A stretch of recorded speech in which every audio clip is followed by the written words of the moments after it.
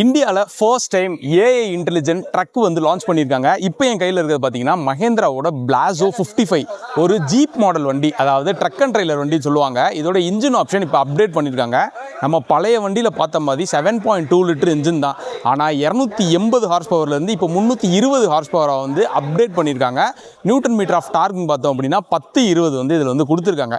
அதனால heavy weight வச்சு நம்ம இழுக்கும் போதும் ரொம்பவே ஈஸியாகவே இருக்கும். இதில் முக்கியமான விஷயம் என்ன தெரியுமா, இந்த ஏஐ இன்டெலிஜென்ட் பவர் தான்.